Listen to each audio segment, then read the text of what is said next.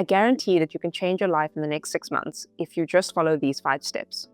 Hi, I'm Zahra. I'm a medical doctor and an entrepreneur. And about 12 months ago, I truly was at rock bottom with where my life was going and how I was feeling about the trajectory of my life. I was about to be unemployed. I had no prospects lined up. I was really feeling frustrated about where my life was going and what I was doing. And honestly, I had no one else to blame other than myself. Or not even just to blame, but nobody else to fix it for me other than myself. Now, I'm fortunate enough to say that I'm earning more money than I ever have before. My work allows me to travel around the world. I get to build the business that I'm wanting to all the while doing this. And I get to actually enjoy the process and live life on my terms and do things that actually give me joy and pleasure. Here's how I did it in these 5 steps. So step 1, you need to be able to set goals for yourself. I actually broke this down in another video, but basically what it boils down to is that what are the areas of your life that you value the most? What goals are you hoping to achieve in your life? And actually putting them down on paper.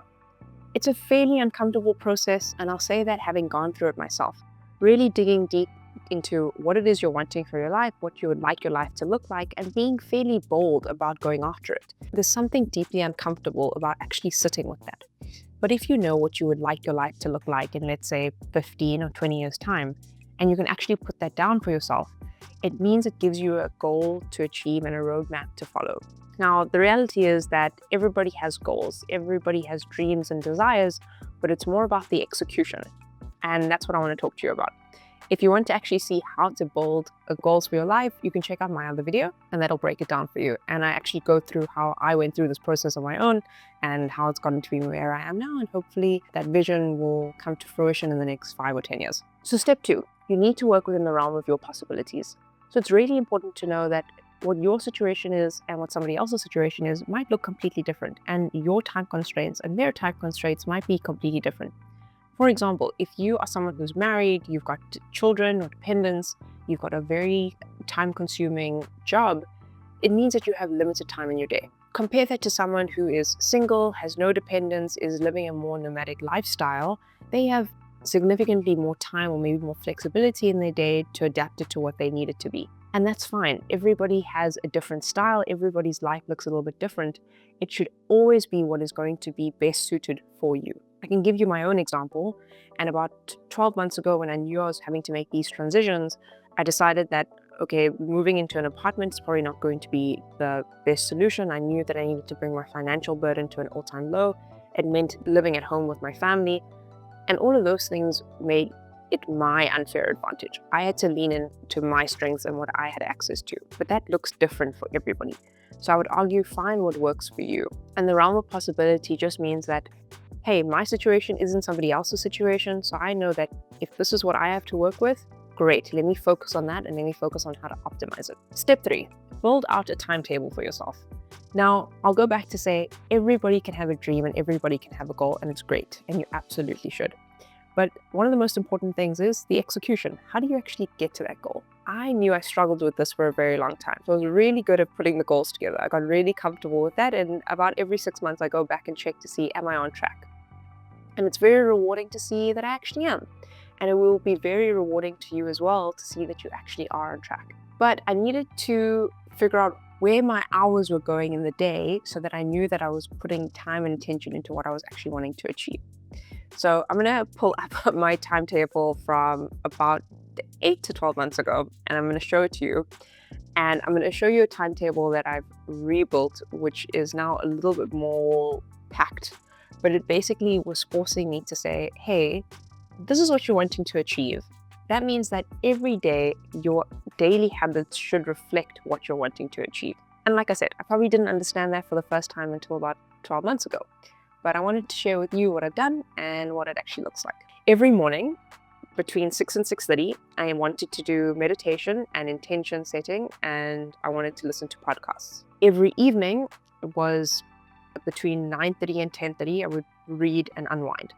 And I can confidently say that this worked extremely well because at some point I was reading 1 book a week, which I think for the year of 2025, starting from around May, I managed to read about, I think, just under 40 books for the year from May, which was incredible. It was because I did things like this, being able to actually cut out time for myself. Now, just to give you some context, at the time of putting this all together, I worked as a medical officer in an obstetrics and gynecology unit in South Africa.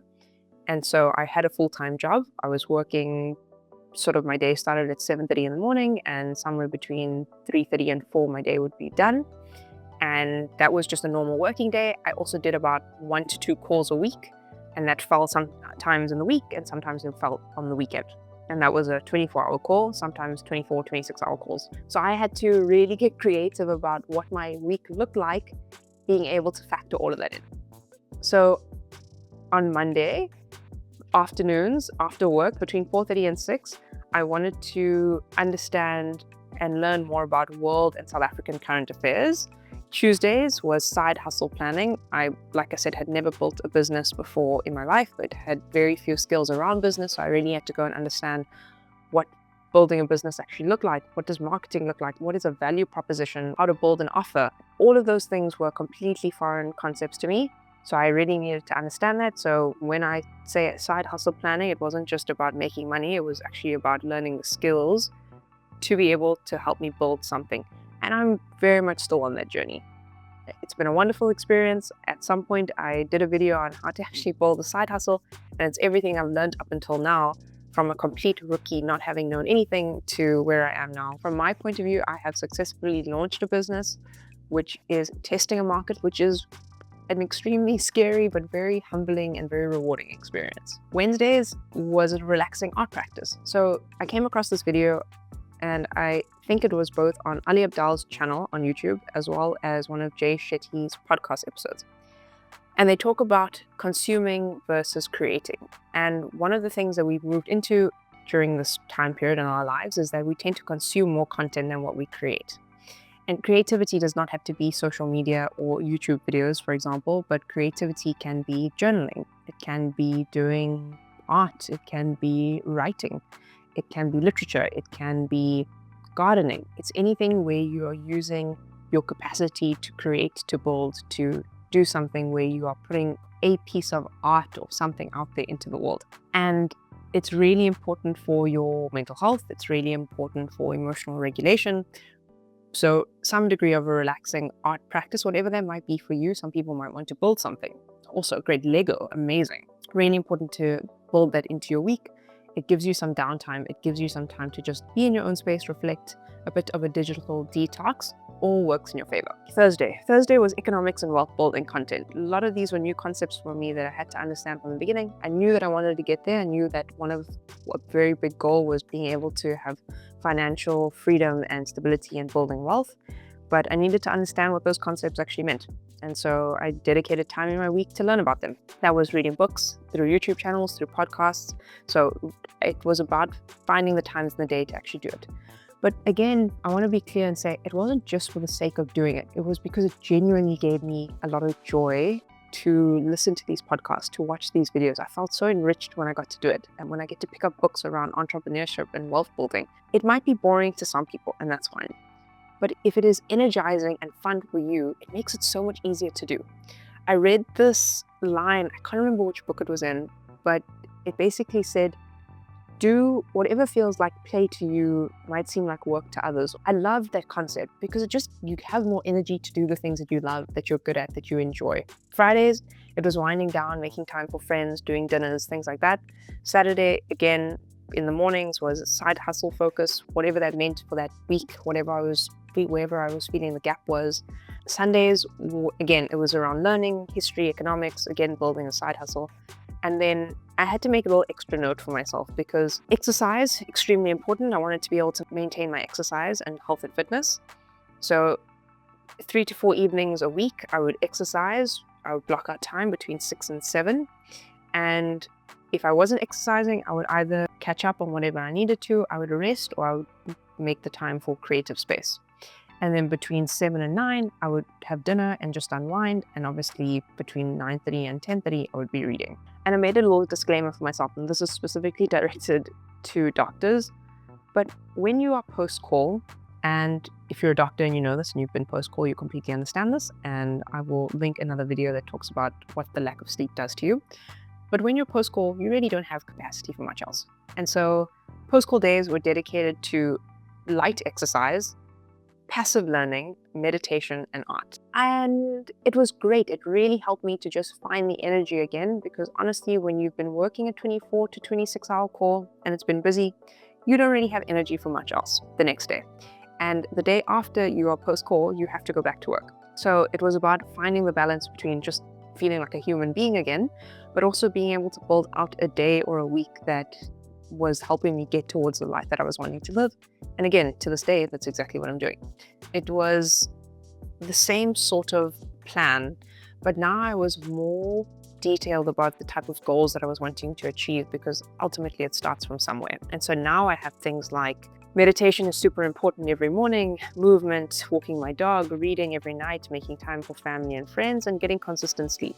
If you can't sleep, you can't function. All of this might as well go in the trash if I can't get good sleep. The point that I want to make here is that when you have a goal, you want to start structuring your day so that you are working towards those goals. But if, for example, one of your goals is to build financial freedom, or to build a business, or to, I don't know, get a six-pack, abs, and your day isn't structured to achieve that, then personally, I think it'll be very hard to get to that goal. And so, which is why things like a planner or a calendar or some degree of a schedule works, because it tells you, hey, on these days, I should be paying this much attention to achieving this goal, which helps you get to that faster.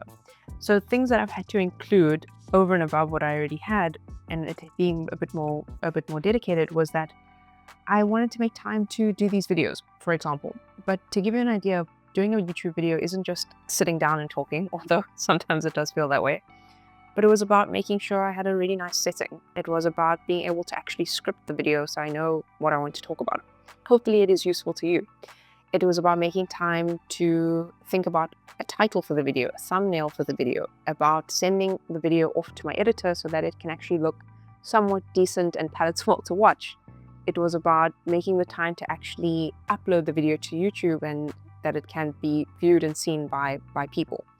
So I needed to make time for that. It was about building social media. It was about building my LinkedIn account, my LinkedIn profiles, that I was actually putting up decent posts for people to read that were actually of value and useful. But all of those things take time. And that was over and above what I was wanting to do, which were daily non-negotiables. I would say about 4 to 5 facets of my life that were really important. Sleep, health, and fitness, spending time with family, having my own personal development and creativity time. And then it was also about building the type of future that I wanted for myself, which really does involve building a business, which takes up a big chunk of my time. And so it's building the YouTube channel, it's doing well consistently on LinkedIn, and it's building my company called Upside, which basically helps doctors get the posts of their dreams in South Africa. So that is really important, and that is pretty much what my day-to-day looks like, but I had to make time to do that. And if I don't put it down on paper, then it kind of just gets lost. Getting back to the steps. So that's step 3. All right, and step 4, feel it in your bones that you have to enjoy the journey and all the curveballs that come along with it.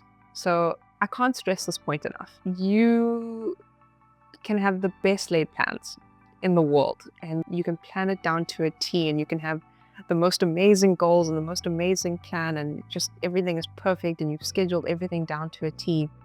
But the reality is that life is unpredictable, things happen, and it might not always go the way that you foresee. What I would say is expect that. Learn to sit with it, learn to appreciate it, because some of those curveballs are going to test you, they're going to challenge you, they're going to make you want to give up, and they're going to make you feel like you failed. But I would argue that if you can overcome whatever that period of your life you're going through, if you can overcome that, that in and of itself is a success. So even though your goal might not have been achieved or you didn't perfectly fit to your schedule, it's also okay.